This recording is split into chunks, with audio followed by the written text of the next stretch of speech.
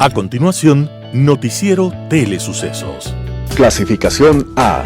Apto para todo público.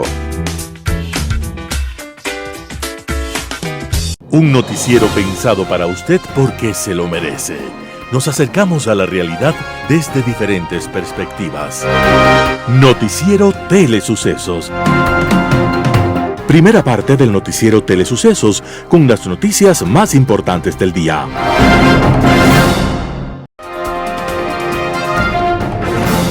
Hoy entregamos a nuestra audiencia de la ciudad de Quito deportes y en especial a la parroquia de Calderón, uno de los sectores populares de mayor desarrollo de la ciudad, con una población estimada en 1 millón de habitantes que están en contacto diario con el canal 29 UHF y el canal 29.1 UHF Digital, presente con sus instalaciones deportivas en Llano Grande, su centro de gravedad. Telesucesos, el canal de televisión siempre inédito.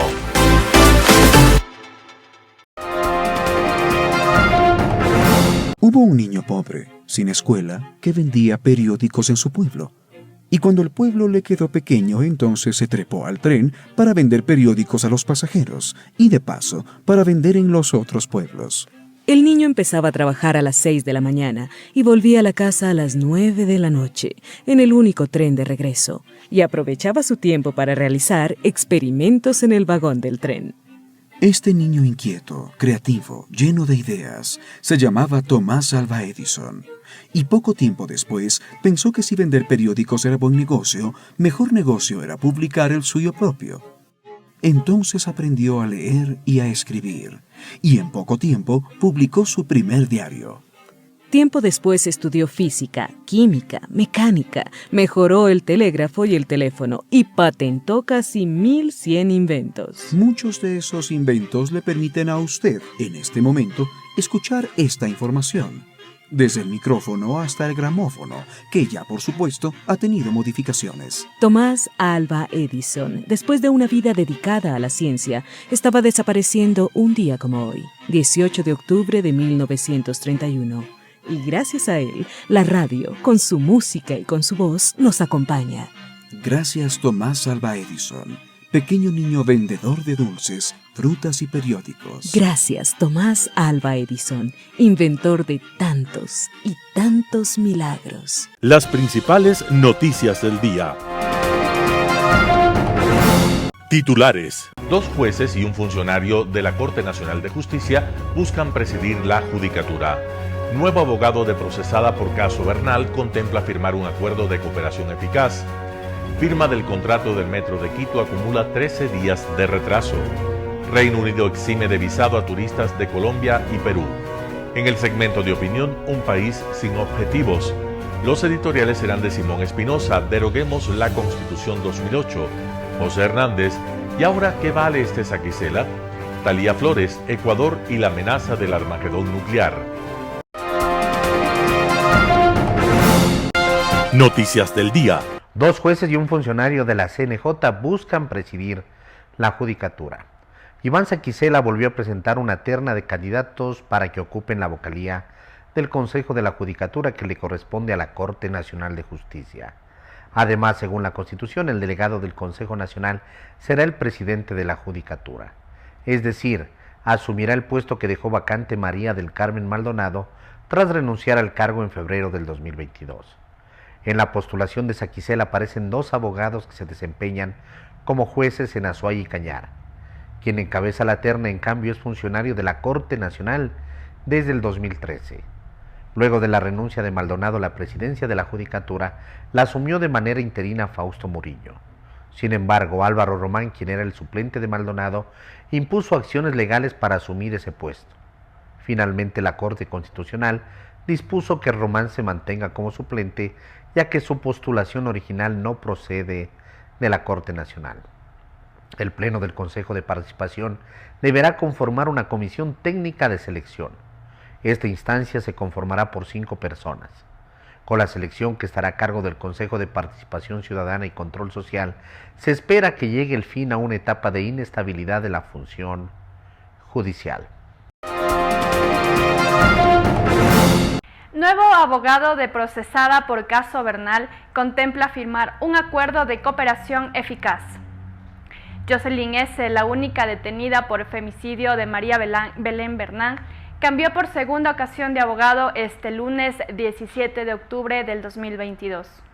Esto tras cumplirse un mes y un día en prisión.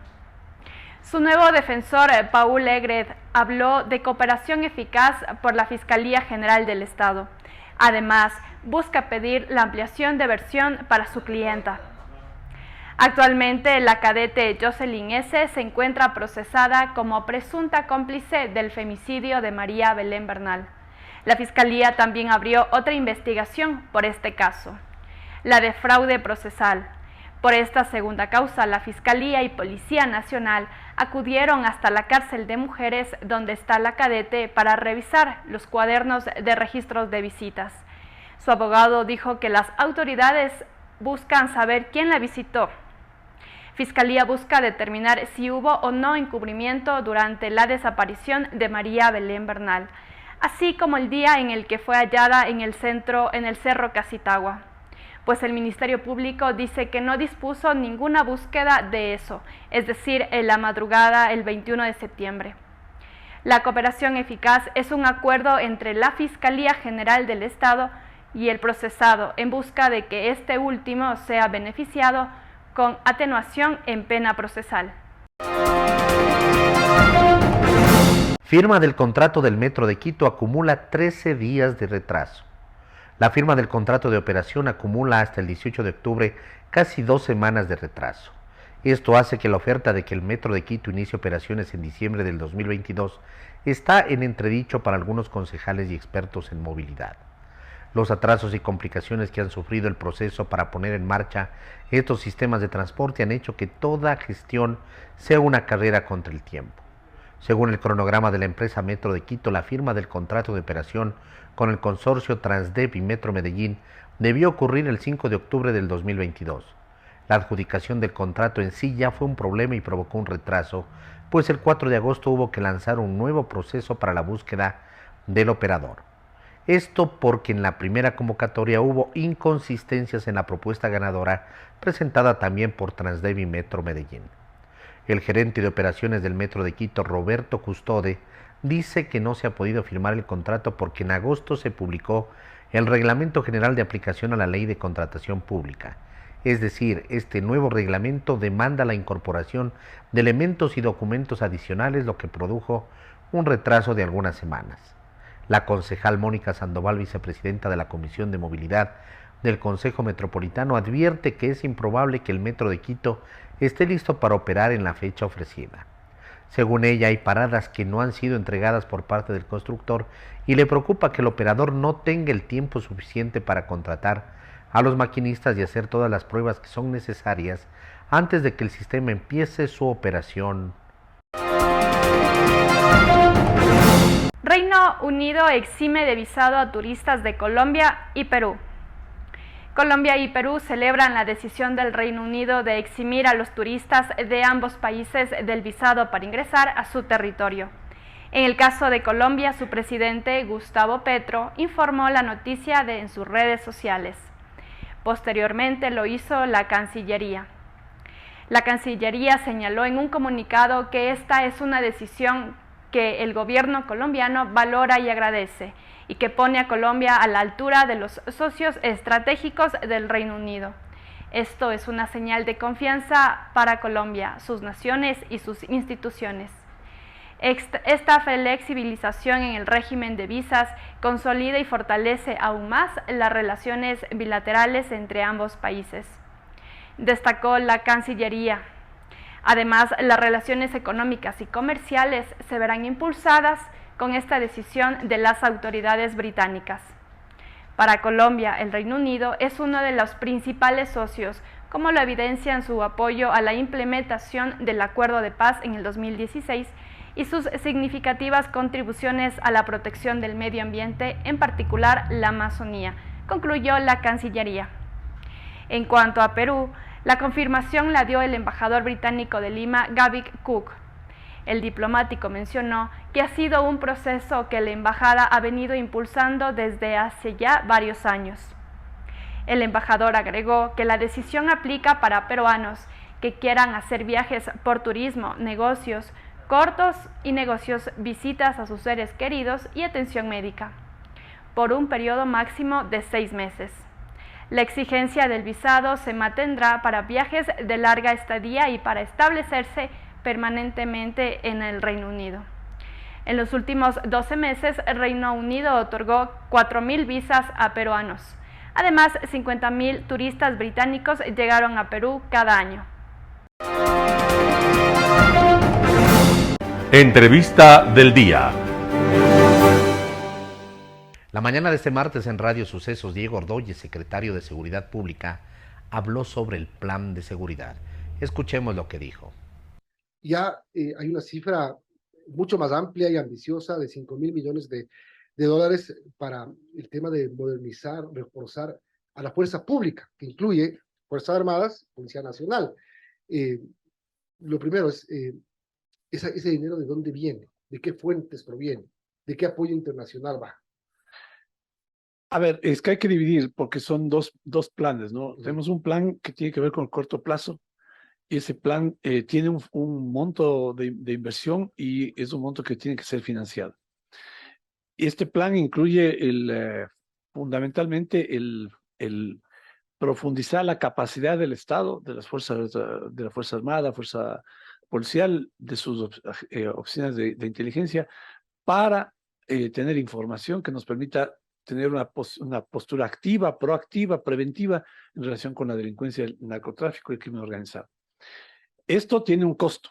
Este fortalecimiento de inteligencia y esta recuperación de ciertas capacidades en cuanto a comunicaciones, en cuanto a movilización, en cuanto a protección, en cuanto a fuerza naval, por ejemplo, lanchas, cierta recuperación de la capacidad aérea de la FAE, en fin, eso tiene un costo. Y hay un segundo costo que está ligado al plan, a la estrategia integral de seguridad, en el que incluye este trabajo, esta estrategia a corto plazo, pero que tiene una perspectiva más larga. Y este planteamiento del costo que mencionó el presidente significaría incrementar capacidades y mejorar capacidades de los policías y de los militares, es algo con lo cual tenemos que salir al exterior a pedir que los países que representan a los mercados de consumo se involucren en el financiamiento de esta estrategia. Primero hemos tenido ya una estrategia, primera vez en la historia del país que además tenemos una estrategia que es elaborada conjuntamente, claro, con coordinación del gobierno nacional,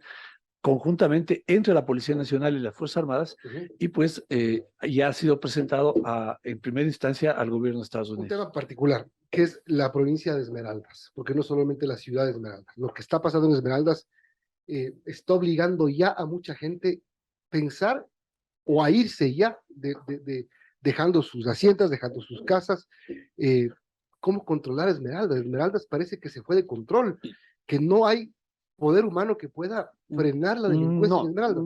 Ayer 3 muertos en Esmeraldas. Así es. En Santo Domingo, en el límite con Quilindé, si no me equivoco, un policía muerto, un hacendado asesinado en pleno centro de Quilindé. Bueno, lo que está pasando, y hay una noticia que está en desarrollo, que la policía aprendió al padre de alias Negro Willy, que es el líder de los Tiguerones de Esmeraldas. ¿Te lo puede confirmar? Bueno, Milton, yo estaba hace pocos días visitando la frontera y revisando junto con el ministro de Defensa el trabajo y el desempeño de la Fuerza de Tareas. Ya tenemos asignados, sí, no las Fuerzas Armadas, pero digamos que es la gestión que incluye a todo el trabajo del Estado, alrededor de 1.200 militares, 1.200 militares en una fuerza de tarea, porque Esmeraldas fue declarada hace unos meses zona de seguridad. Los datos que refleja el trabajo de la fuerza de tarea son muy estimulantes, porque hay dos factores que inciden en la sensación de inseguridad. Y digamos que el más importante, el segundo que voy a mencionar, pero el primero es que se pueda detener, es decir, que la proyección en cuanto al crecimiento de muertes violentas se pueda detener.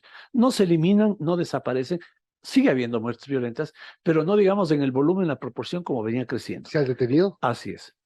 No detenido, digamos que la perspectiva mucho más alta en cuanto al número de muertos tenemos esmeraldas menos de lo que se podría haber esperado si no tomamos acción. Y lo segundo, Milton, es la sensación que sienten los ciudadanos en cuanto a la seguridad. Y esto es más un intangible. Y ese intangible se refleja ¿en qué? En el movimiento comercial. El turismo se reactivó. Hubo funcionamiento de locales comerciales, de restaurantes, mucho más allá de las 2 de la tarde. Esmeralda estaba funcionando hasta las 2 de la tarde. Pero a Bueno, lo mejor lo están haciendo porque si no se mueren de hambre, pues pero es entonces prefieren arriesgarse a que los maten, los vacunen. Bueno, pero sí hay digamos, que un trabajo que no es, digamos, en el sentido de muchos pensamos que todo se va a solucionar de la noche a la mañana y va a desaparecer el efecto, el síntoma de la operación de crimen organizado, narcotráfico, que son las muertes violentas. Es el síntoma. Solo se va a reducir en tanto no sigamos aplicando políticas y una estrategia de mediano y largo plazo que tiene que ver con el combate al origen del 90% de las muertes violentas en este país, que es narcotráfico y micronarcotráfico. Ese es el objetivo. Eso lleva tiempo. 15 años, 10 años por complicidad, 10 años por complicidad y 5 años o 4 años porque no se pudo hacer mucho en el gobierno del presidente Moreno. Pero estamos tratando de recuperar ese tiempo perdido. La delincuencia, el crimen organizado ha ganado demasiado territorio, demasiado espacio, tiene control en las cárceles. Hay espacios en donde ya hay digamos, por esta pugna territorial hay un nivel de violencia que tenemos que controlar. Lo estamos haciendo. Y esto se refleja en las cifras. Yo, ojalá que podamos hacerlo, quisiera armar un recorrido con medios para ir a Esmeraldas y que les presenten a ustedes los resultados de esta fuerza de tarea. Pues ya voy a organizarlo. Avíseme y vamos. Con todo gusto. El tema final, cárceles, ahorita que lo mencionan. La señora Claudia Garzón, ¿no? La comisionada que estuvo en conversaciones con líderes de las bandas del crimen organizado que están en las cárceles. Este mensaje que ella transmitió de que a la policía no le interesa que haya una pacificación, ¿eso se investigó? La pregunta es si la pacificación es el resultado para resolver los problemas internos de la cárcel. O lo que se intentaba, que es maquillados en la supuesta pacificación, lo que querían era fortalecer el liderazgo o crear el liderazgo de un nuevo líder de todas las pandillas. O sea, le utilizaron a ella. Yo no sé quién a quién, pero ahí no es un tema de que a la policía le interese o no la pacificación. Es un tema así al Estado, al gobierno ecuatoriano, la perspectiva de una pacificación le parece o no una forma de solución del problema carcelario. ¿Y al gobierno le parece que la pacificación es la vía de pacificar las cárceles? El concepto de la pacificación ha terminado en lo que ha terminado Milton. En otra masacre. No, en un espacio de negociación para que aquellos que tienen tienen el control de las armas dentro de las cárceles tengan privilegios y conduzcan sus actividades delincuenciales desde la cárcel hacia el exterior. Y esa no es la alternativa, esa no es la solución. Por otro lado, Glenda Umaña, periodista internacional, ex presentadora de CNN, habló en Radio Sucesos sobre la iniciativa Hemofilia en Positivo. Escuchemos la nota. Sabemos que en el mundo existen 800.000 personas aproximadamente con hemofilia y en Ecuador cerca de 1.700 personas. Normalmente cuando uno escucha una enfermedad de este tipo, que es congénita, ¿verdad? Piensas que es una sentencia para toda la vida que te imposibilitará y como padre entras en desesperación. ¿Hay nuevas formas de manejarla? Mira, lo primero quizá brevemente explicar que la hemofilia, y tú dabas una muy buena introducción, una enfermedad que es heredada de la madre, ¿verdad? Entonces, todos nosotros, por ejemplo, nos cortamos, nos sale un poquito de sangre, nos ponemos una curita y hasta ahí llegó. Pero resulta que las personas con hemofilia, la sangre no coagula con normalidad porque tienen la falta carecen de un factor, de una proteína. Hay 2 tipos de hemofilia, A y B. Entonces, en la hemofilia A, que es la que predomina y la más grave, pues hay un factor que falta, que es el factor 8, ¿ya? Eso hace que, por ejemplo, y tenemos el caso de un niñito de Cuenca que se llama Adrián, que desde los 8 meses ahora tiene 10, se le empezaron a hacer moretones, ¿verdad? Entonces, Esos son los primeros síntomas desde que son bebecitos, los moretones, y lloran. ¿Por qué lloran mucho? Porque les duele, ¿verdad? Las articulaciones, por la inflamación, porque la sangre es como una autopista, ¿verdad? Y hay algo que para y que no permite, ¿verdad? Entonces, eso hace que se les inflamen los tobillitos, las rodillas, los codos, la cabecita, ¿verdad? Entonces, tienen que estarlos llevando. Yo conozco el caso de niños hasta 2 veces al día al hospital, imagínense. Pero bueno, para inyectarlos para lo que se llama profilaxis, es decir, para que esto no se produzca, ¿verdad? Ese sangrado, van a la escuela con mucho cuidado, no pueden jugar bola, no se pueden golpear. Sin embargo, y por eso tenemos mucha esperanza y estamos muy optimistas, porque te cuento, Delia, hace año y medio nosotros en este movimiento que ya te voy a explicar, Hemofilia en Positivo, hemos desarrollado programas en distintos países. Hace año y medio estuvimos haciendo el programa para Ecuador y ninguna persona tenía hasta ese momento acceso a la terapia, a una terapia innovadora que permite prácticamente llevar una vida normal.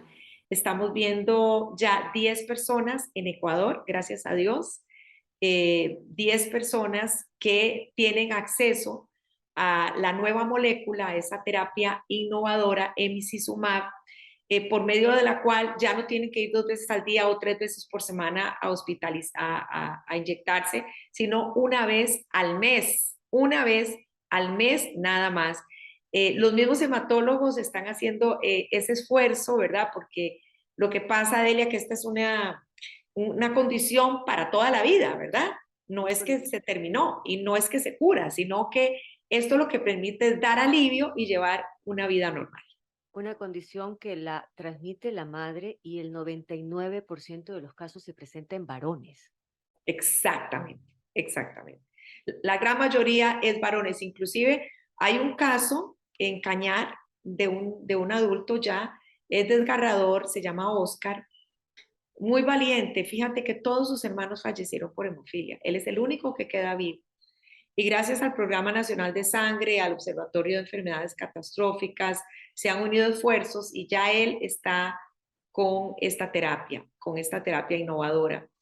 Sabemos que, y estamos optimistas, que la semana pasada el Ministerio de Salud, las autoridades se reunieron con el representante a nivel regional latinoamericano de las personas con hemofilia. Se llama la Coalición de las Américas. Él estuvo en Ecuador y bueno, estamos optimistas y llenos de esperanza que ojalá se tome la decisión de poder tener acceso, de que las personas con hemofilia puedan tener. Actualmente, pues ellos reciben tratamiento, pero no reciben este tratamiento innovador, sino la profilaxis, pues que normalmente han tenido. ¿Qué lleva a Glenda Omaña a encabezar una cruzada como esta? Muy buena pregunta. Imagínate que justamente estaba en marzo del 2020, cuando se empezó todo, mi última conferencia en vivo, ¿verdad? Porque nosotros vamos a dar conferencias, y se me acercó un grupo y empezó a hablarme de la hemofilia, que venía el Día Mundial de la Hemofilia, que si yo podía apoyarlos, que si podía conducir un programa. Entonces me puse con mi grupo a averiguar, y cuando me di cuenta, me impacté de lo que sufren las personas con hemofilia y de lo poco que informamos. Me dio como un remordimiento y yo dije, ¿cómo es posible que yo ni sabía lo que era, sinceramente? Uno dice la enfermedad de la realeza.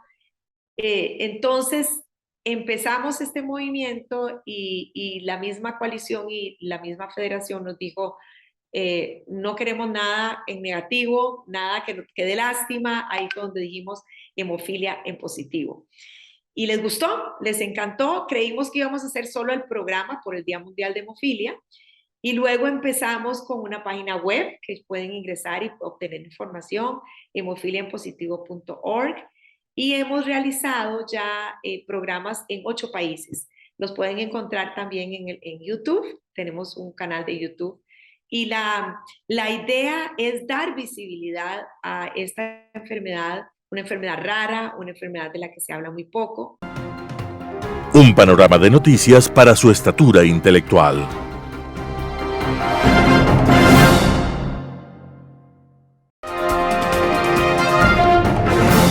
Opinión. Gracias por estar con nosotros una vez más aquí en los noticieros de Telesucesos. Hemos vivido semanas interesantes para el país. Aparentemente las mesas de diálogo llegan a su fin, pero todavía hay un fantasma de las posibilidades de un paro. Por esa razón queremos dar lectura a un artículo de Santiago Basabe bajo el nombre de su columna El Chef de la Política. El título nos dice Una sociedad castrada y el movimiento indígena.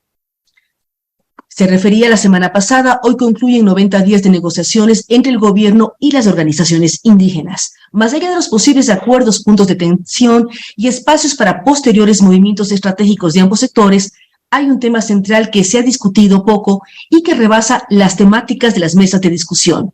El país tiene en el movimiento indígena al único actor medianamente articulado, organizado y con legitimidad propia. Como consecuencia de ello, la porción de ciudadanía que no se adhiere a la posición de la CONAIE carece de espacios de expresión de sus demandas políticas, económicas o sociales. Desde luego, esta descripción no puede ser asumida como una forma de restar legitimidad a la acción de la dirigencia indígena, ni debe servir como argumento para minimizar las mesas de diálogo. Por el contrario, este es un buen argumento para debatir en torno a lo que podría denominarse una sociedad castrada, debilitada, en cuanto a mecanismos de expresión, negada en su capacidad de reproducirse. Una sociedad en la que los que no se sienten parte del ideario indígena simplemente deben sumirse en la impotencia de no hallar forma alguna de colocar su visión del mundo en el campo de lo político. Esta castración cada vez toma más cuerpo y se difumina en el tejido social, pues aún los grupos de izquierda que quieren apalancarse a la movilización indígena saben y están conscientes de lo que ha hecho la CONAIE no les pertenece. Allí hay un proceso autónomo en el que son simple convidados de piedra, estimados camaradas. Dicho en términos conocidos por todos, aunque muchos se quieran subir a la camioneta de la CONAIE, la presión política suscitada y que ha llevado al gobierno a las mesas de negociación son las propias estrategias diseñadas por el movimiento indígena por sí y para sí. Los partidos políticos fueron en un momento el espacio en el que diversos puntos de vista podían tener espacio en la discusión del país. Ya no lo son. Es debatible en realidad si en algún momento del pasado inmediato lo fueron. Los movimientos políticos han caído con el paso de tiempo en algo similar a los partidos. En cuanto a la movilización social, ahora es vía telemática. La comodidad venció a la acción colectiva. Por tanto, ahí tampoco hay mucho que auscultar. Los gremios profesionales que podrían orientar al país en sus temas de especialización tampoco cumplen ese rol y se limitan a ser escuchados a cuentagotas cuando algún evento crítico aparece. De las universidades, ni hablar, cero a la izquierda. En buena medida, lo dicho, a lo que debe sumarse la pálida asociación ciudadana, dan cuenta de una sociedad castrada, una sociedad sin capacidad de producir ideas, sin espacios para la reacción, sin referentes en los que pueda hallar una forma de expresión de sus propias ideas. Por eso es que las mesas de diálogo entre el gobierno y la CONAIE se podrían mirar como un espacio en el que se encuentran representados solo algunos sectores. Desde luego que esto es así para una parte de la ciudadanía, pero no ocurre porque el movimiento indígena busque imponerse, sino porque, nos guste o no, es el único grupo organizado que tiene el país. A pesar de todas las limitaciones económicas y la exclusión histórica que llevan tras de sí, o quizás precisamente por ello, los indígenas son los que gozan de un canal autónomo de expresión de su posicionamiento político. Por tanto, la castración del país no tiene que ver la CONAIE, sino con la desidia del resto de actores políticos y sociales del Ecuador. Salir de la sociedad castrada es un reto no solo porque se necesita entereza para reconocer el diagnóstico, sino también porque esa realidad no hay nada que reprochar a la capacidad de presión política de la CONAIE. Por el contrario, quizás un buen ejercicio sea analizar en mayor profundidad las razones por las que la organización indígena es la única con capacidad de negociación frente al poder constituido, es lo que nos dice Santiago Basabe, y nos deja meditando muchísimo.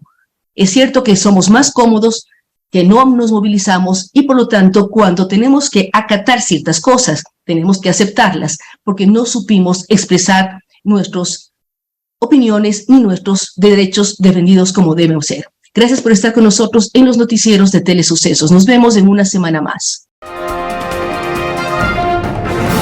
Editorial. Deroguemos la Constitución 2008. Simón Espinosa Cordero.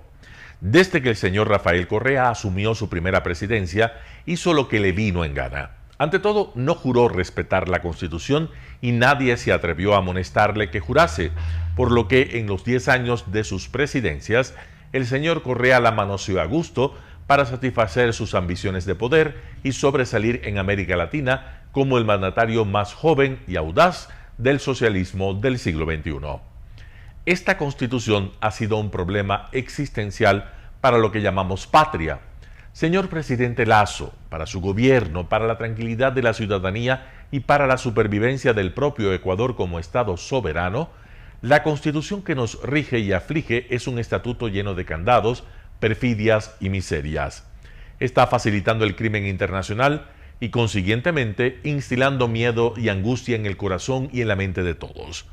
Me dirá, para mis predecesores los presidentes Moreno y Correa, lo que tú dices no es verdad, señor Lasso. Correa quitó la base de Manta y volvió inconstitucional la presencia de fuerzas extranjeras, pactó con las mafias y legalizó los consumos mínimos de droga.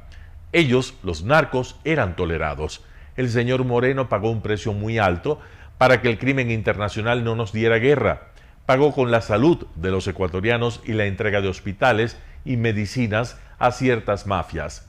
Uno de los inventos en la del 2008 es la Corte Constitucional, que juzga si araña, hormiga o pato son constitucionales o no.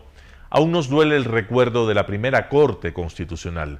Gracias a la iniciativa del señor Moreno, hemos tenido 2 cortes constitucionales decentes, aunque más cerca del cielo que de la miseria de nuestro país.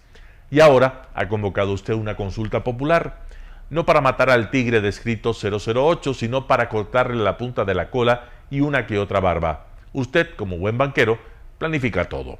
Tiene ojos para el futuro, pero no tiene memoria. En su Plan Ecuador, inspirado en el relativamente exitoso Plan Colombia, señala un acuerdo militar con los Estados Unidos, pero, señor Lasso, tal cosa está explícitamente prohibida en la del 2008. La del 2008, mediante el control de interpretación constitucional, le cierra el camino a sus intenciones.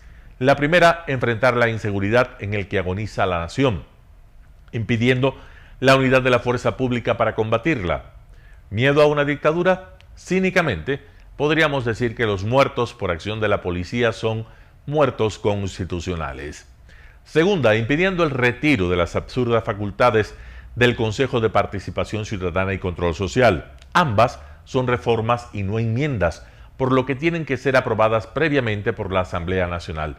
Esto significa o meses y meses de retardo de la consulta o grandes concesiones al insaciable estómago de la mayoría Pachacutic Social Cristiana y UNES.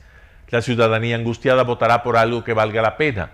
La posibilidad de hacerlo es cierta. En su despacho de esposa reposa el procedimiento desde el tiempo de la señora ministra de Gobierno Alexandra Vela. Si usted logra devolvernos la última constitución republicana, que incluso no tiene impedimento, como sí los tiene la actual, para combatir el crimen internacional con fuerzas internacionales, como usted lo propuso en Naciones Unidas, nos restituirá el Estado de Derecho y la democracia republicana para comenzar desde los cimientos la tarea de superar el caos moral, institucional y jurídico que nos arrastra a usted y a nosotros hacia el desastre total. Simón Espinosa Cordero. ¿Y ahora qué vale este Saquicela? Artículo de José Hernández publicado en el portal Cuatro Pelagatos. Mirada desenfocada, sonrisa nerviosa, titubeos, desvaríos, pérdida repentina de la memoria. Eso es lo mejor del video que presentó Fausto Yepes en Teleamazonas sobre el encuentro clandestino de los primos impresentables, Virgilio e Iván Saquicela, con Esteban Torres. Es lo mejor porque es fascinante pillar al presidente de la Asamblea, Virgilio Saquicela, y a Torres, jefe de la bancada social cristiana, en su real dimensión, hipócritas consumados, negando al unísono un escándalo político, judicial del cual son los protagonistas. Ellos se reunieron con Iván Saquicela, presidente de la Corte Nacional de Justicia, pero, en realidad, un oportunista político contumaz disfrazado de sacristán de pueblo. Esto ya se sabía. Los dos primos han preferido cerrar la boca. Torres, experto en desvergüenza, creyó poder escurrir el bulto confundiendo las pistas y haciéndose el chistoso. En ese tuit redujo el encuentro a una reunión entre asambleístas y dijo que lo único que cabía preguntarse es qué pizza pidieron y con qué la acompañaron. La coartada le salió cara. Las respuestas que recibió son adversas, muchas de ellas impublicables. Torres podrá decir que al fin y al cabo en su caso de social cristiano, por convicción o por conveniencia, hay precedentes icónicos de cómo meter mano en la justicia. También en su familia lo saben. En septiembre de 2003 pescaron a Febres Cordero saliendo de la casa de Galo Pico, magistrado y expresidente en aquella época de la Corte Suprema de Justicia. Allí, el líder social cristiano, entonces diputado nacional, se reunió con 10 o 12 magistrados, la mayoría de ese organismo, que respondían a sus intereses. Gustavo Noboa Bejarano contó en 2009 en El Comercio cómo Febres Cordero influía en la justicia y cómo lo persiguió. Pico, pescado infraganti, dijo algo que perfila el cinismo político que han heredado Torres y los primos Aquisela. No hay razón para que se critique que yo invite a un expresidente y a un grupo de amigos a mi casa. Iván Saquicela nada ha dicho, pero basta ver cómo se retrató en Teleamazonas el 29 de agosto pasado. Entonces Dalton Bacigalupo lo había denunciado por estar haciendo lobby en la asamblea para, según dijo, destituir al presidente del Consejo de la Judicatura. Cuatro Pelagatos contó esa desvergüenza. Iván Saquicela, devoto también de la urbanidad de Carreño, se rasgó las vestiduras. Es su especialidad. ¿Qué fue a decir a Milton Pérez y Liz Valareso? Que él es magistrado, que es de una alta corte y que no permitirá que se entrometa la política y los intereses políticos en la justicia. Y tiene razón, nadie se entromete. Él se ofrece, él la ofrece. Fue a decir que no es un actor político, pero así se comporta y ese es, según cuentan sus próximos, el apetito que más lo consume. Fue a decir que ¿cómo van a creer que él está haciendo un acto con determinado partido político? Y bueno, ese magistrado que critica a los consejeros de la Judicatura por no actuar de manera profesional y técnica, acaba de ser pescado reuniéndose con los operadores que justamente tenían que culminar en la asamblea el juicio político contra esos consejeros. ¿Cómo se va a decir, preguntaba a los periodistas de Teleamazonas, que él estaba interfiriendo en otro poder del Estado, diciéndole lo que debe decir y hacer? Y también ahí podía tener la razón. Quizás él no interfiere, pero se presta para que los políticos metan la mano en la justicia. ¿Acaso no se sabía que en esos días debía enviar la terna de la cual el Consejo de Participación y Control Social escogerá un candidato que ipso facto se convertirá en el presidente del Consejo de la Judicatura? Esa terna nunca la hizo con los otros magistrados de la Corte Nacional, pero sí con los políticos. Además, él quería liquidar todo el Consejo mediante el juicio político y poner allí a los suplentes. Si Iván Saquicela vuelve a ver esa entrevista, es claro que la Corte Nacional de Justicia se quedará sin presidente. Tiene que renunciar porque esa institución tiene a la cabeza un político capaz de decir al país alto y fuerte exactamente lo contrario que hace en forma clandestina con los políticos. Su palabra, como la de su primo y la de Torres, aunque eso no sea novedoso, queda valiendo menos de 3 atados. ¿Por qué está tan desprestigiada la justicia a los ojos del país? Por políticos vestidos de jueces como Iván Saquicela, que tranza con políticos desvergonzados como su primo y Torres. ¿Y por qué los magistrados de la Corte Nacional nada dicen? Artículo de José Hernández, publicado en el portal Cuatro Pelagatos. Ecuador y la amenaza del Armagedón nuclear. Talía Flores, primicias. Nadie podría anticipar qué le deparará el destino de Ecuador cuando a partir del 1 de enero de 2023 sea miembro no permanente del Consejo de Seguridad de las Naciones Unidas. Esto en instantes en que el mundo vive una enorme tensión bajo la amenaza de un Armagedón nuclear como ha llamado el presidente de los Estados Unidos, Joe Biden, a la advertencia del presidente de Rusia, Vladimir Putin, de usar armas nucleares. El honor por la alta representación en un órgano esencial de las Naciones Unidas que tiene la responsabilidad de velar por la paz y la seguridad internacionales se vuelve inquietante porque la invasión rusa a Ucrania ha hecho saltar por los aires las fichas del tablero geopolítico global. Los miles de muertos, los millones de desplazados, las carencias y las restricciones, producto de la demencial acción, son inadmisibles. El temor está en el aire mientras la retórica bélica sigue increciendo, después de que el presidente Volodymyr Zelensky firmara el 30 de septiembre pasado la solicitud de ingreso de Ucrania a la OTAN, la organización del Tratado del Atlántico Norte, y Rusia, en respuesta, hablara de usar armas nucleares. En caso de un ataque nuclear a Ucrania o a cualquier otro territorio, la respuesta de Occidente sería la aniquilación del ejército ruso. Así lo ha replicado el jefe de la diplomacia europea, el español Josep Borrell. Mientras que Alemania planea un escudo antimisiles al que se han unido al menos 14 países de la Unión Europea. Desde el Kremlin, el autócrata que ha convertido la energía en un arma de guerra, ha hablado también de la amenaza real de hambruna y de levantamientos sociales por la volatilidad de los precios. Lo dice con cínico desparpajo porque él inició la guerra al invadir Ucrania el 24 de febrero pasado. La escasez de energía mantiene a Europa en vilo al avecinarse un invierno nunca imaginado. En el mundo entero nada es igual desde la guerra. En Estados Unidos hay una poco común cohesión entre conservadores y progresistas en el Capitolio que aprueba toda iniciativa política y económica. La contundencia del apoyo de Washington a la nación agredida es de carácter militar, humanitario y en suministros, y suman miles de millones de dólares. A escala global, la guerra ha ralentizado la recuperación económica tras la pandemia. Los peores augurios se vuelven realidad. El economista jefe del Fondo Monetario Internacional, Pierre-Olivier Gorrinchas, acaba de señalar que lo peor está por venir y que en 2023 muchos sentirán una recesión.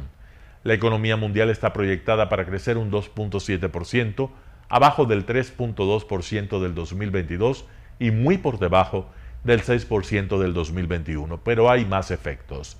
En Sudamérica, con serios problemas sociales, la guerra no solo ha golpeado a las economías, provocando reacciones diversas, sino que ha evidenciado las diferencias ideológicas. Los intereses económicos de China y ciertos intereses militares de Rusia parecen determinantes. Cuba, Nicaragua y Venezuela apoyan a Putin y acusan a Occidente de manipular la información para debilitar a Rusia. México se ha movido en dos aguas y El Salvador de Nayib Bukele se abstiene de condenar a Moscú.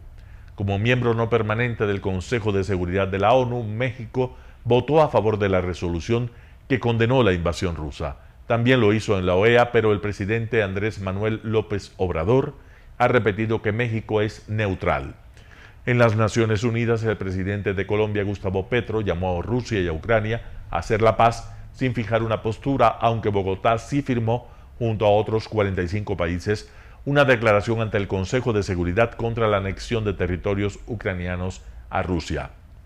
Argentina no estuvo de acuerdo con la separación de Rusia del G20 porque dice creer en el multilateralismo y porque ese es un foro económico.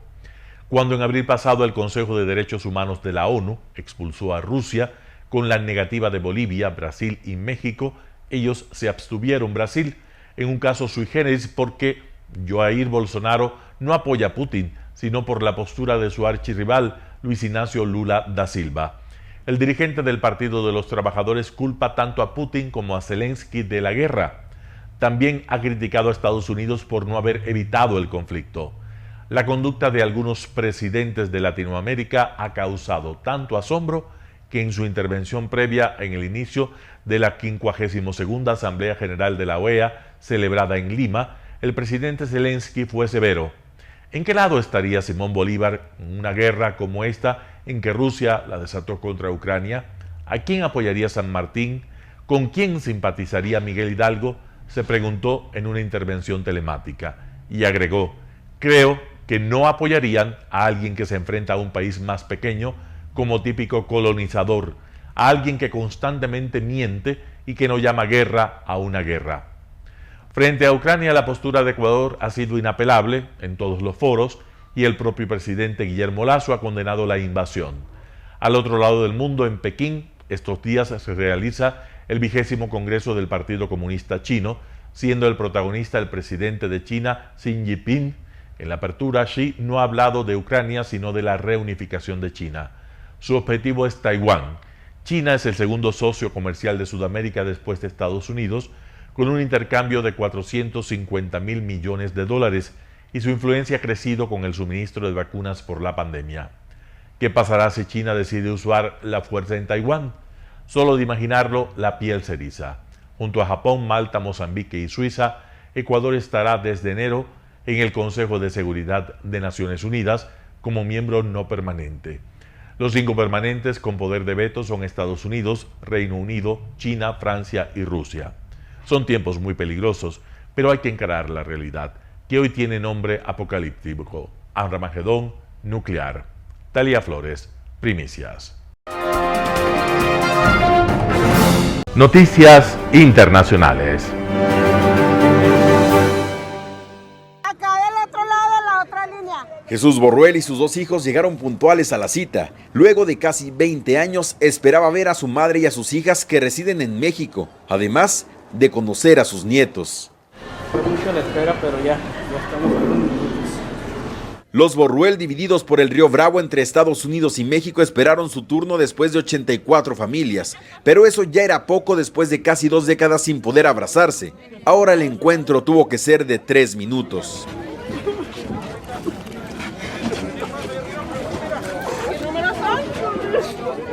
Algo muy bonito, una experiencia muy bonita, muy linda. Muy linda. Ojalá y se repita otra vez. Para este encuentro se tuvo que presentar el esquema completo de vacunación contra el COVID-19, prueba negativa y una camiseta para identificarse. Desde el 2016, la Red Fronteriza por los Derechos Humanos en El Paso, Texas, ha realizado 9 eventos de este tipo en los que ha podido reunir alrededor de 3,000 familias. Para hacer este evento nosotros tenemos que trabajar con múltiples instituciones, incluyendo Patrulla Fronteriza, policías del lado mexicano, la Cruz Roja, etcétera. Millones de migrantes indocumentados en Estados Unidos continúan esperando la oportunidad de volver a ver a sus familiares en Latinoamérica. Por eso las asociaciones civiles dicen que seguirán luchando por la reunificación familiar. Estados Unidos es y ha sido construido por migrantes y lo va a hacer en el futuro. Hay que reconocer que los migrantes son la esencia y hay que proteger a esa familia migrante en el país. César Contreras, Voz de América, El Paso, Texas.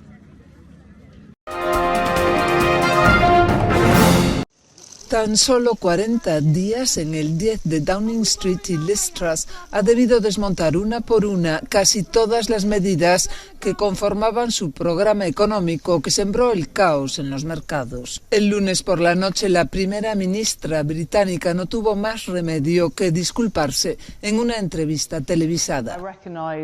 Reconozco que hemos cometido errores, lo siento, pero he corregido los errores, he nombrado a un nuevo ministro, hemos restaurado la estabilidad económica y la disciplina fiscal, dijo. Previamente en los comunes, Jeremy Hunt dio la puntilla al programa con el que Truss fue elegida en las primarias conservadoras en agosto. Somos un país que financia sus promesas y paga sus deudas. Y cuando eso se cuestiona, como ha sucedido, este gobierno tomará las decisiones difíciles necesarias para garantizar la confianza en nuestras finanzas nacionales. Eso significa decisiones extremadamente difíciles, dijo. En vez de la mayor bajada de impuestos en medio siglo, habrá recortes en el gasto público y subidas de impuestos. Las ayudas de 2 años para pagar las facturas de la luz durarán solo hasta abril. Los habitantes del este de Ucrania se preparan para un duro invierno. Yura Sukorov lleva 6 estufas de leña para los refugios subterráneos de Bakhmut, asediada por las fuerzas rusas. Son 10.000 almas sin gas ni electricidad a 0 grados centígrados. Pronto la temperatura bajará a 20 grados bajo cero. Es crucial, el frío trae enfermedades, la gripe, sobre todo para las personas mayores que están más débiles. Aquí ya no hay medicamentos, dice. Sloviansk está a 50 kilómetros más alejada del frente, pero tampoco tiene ni gas ni electricidad. Ludmila Abramenko y su familia dependen de la leña distribuida por el municipio, pero no tienen estufa en el interior. Aquí es donde cocinamos ahora. Como ya no tenemos electricidad ni gas, salimos fuera, hace frío y hacemos un pequeño fuego. Dormimos completamente vestidos. No llevamos abrigos, sino que nos ponemos jerseys y calcetines y nos quedamos bajo las mantas por el frío. Ni en mis peores pesadillas me imaginaba esto. Se lamenta. El 17 de septiembre los rusos bombardearon la central térmica de la ciudad, privando a 200.000 personas de electricidad y gas. El hospital está sin calefacción. Su directora, Valentina Glushenko, hizo instalar 2 grandes estufas de madera. Se pondrán en marcha a finales de esta semana. Gracias a esto no tememos el invierno, pero esperamos que los rusos no ataquen este lugar, dice. Para muchos habitantes de Sloviansk no hay otra opción que recoger madera rota entre los restos de los edificios destruidos.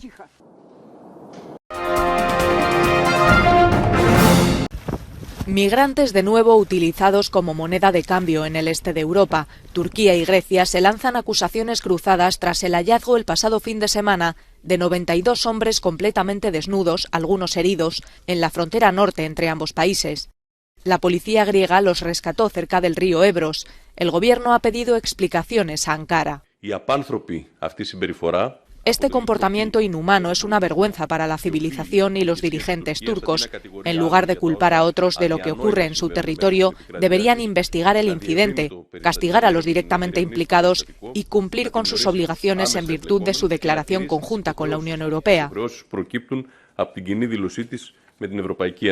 La investigación de la Agencia de Fronteras de la UE, Frontex, concluye que los migrantes fueron obligados a desnudarse y cruzar a Grecia en botes de goma desde Turquía. Esta dice que las acusaciones son infundadas. Al hacerlos retroceder, Grecia confisca todo lo que los migrantes llevan encima para que no vuelvan. Es muy natural que Grecia, que saca muy malas notas en lo que respecta a la violación del derecho internacional, tienda a difamar a Turquía a medida que se acumula el número de sus delitos, ha dicho el ministro turco de Asuntos Exteriores.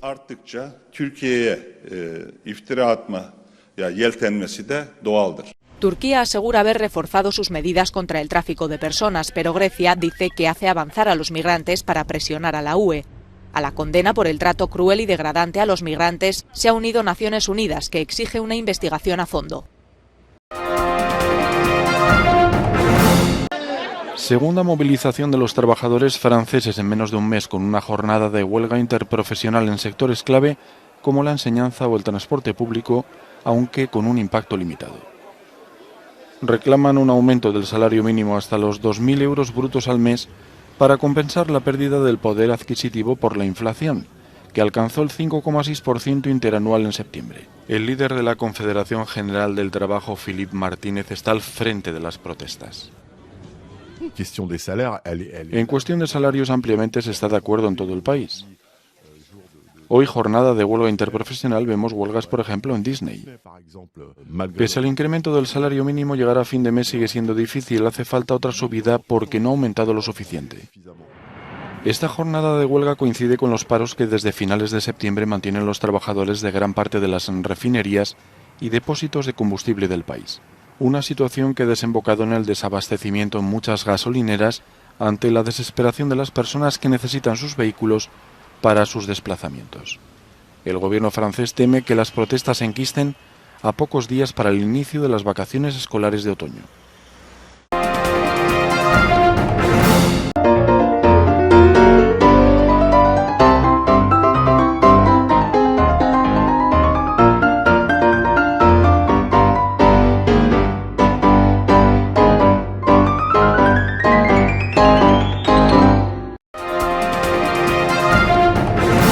Telesucesos. Llegamos con nuestra señal a los sectores populares de nuestra ciudad.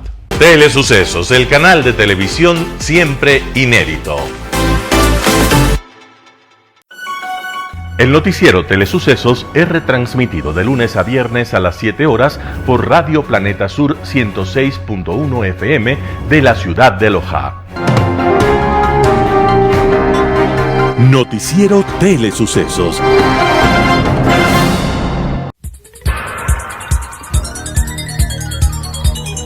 Las opiniones vertidas en este espacio por la producción y dirección del programa son de exclusiva responsabilidad de sus autores y de quienes intervienen en ellos.